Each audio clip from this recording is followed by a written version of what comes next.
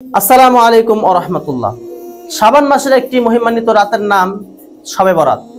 এই উপলক্ষে আমি বাংলাদেশ সহ মুসলিম বিশ্বের সকল মুসলমানের অব্যাহত সুখ, শান্তি ও সমৃদ্ধি কামনা করি।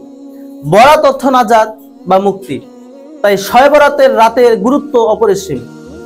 এই রাতের ফজিলত ও মর্যাদা অনেক বেশি।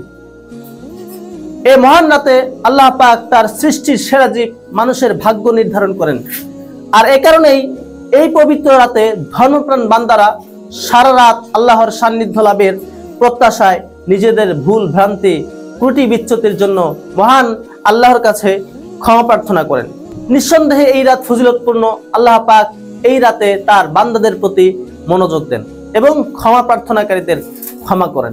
সকল অনাচার, অপকর্ম ও অপবিত্রতা থেকে পরিত্রাণ পেতে আল্লাহর কাছে প্রার্থনা করেন এবং মহান রাব্বুল আলামিন অনুগ্রহ প্রার্থীদের প্রতি অনুগ্রহ করেন।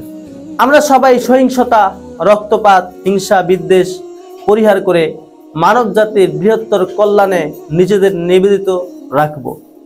মহিমান্বিত রাতে আমাদের এই নিবেদন নিশ্চয়ই আল্লাহ সুবহানাহু ওয়া তাআলা কবুল করবেন।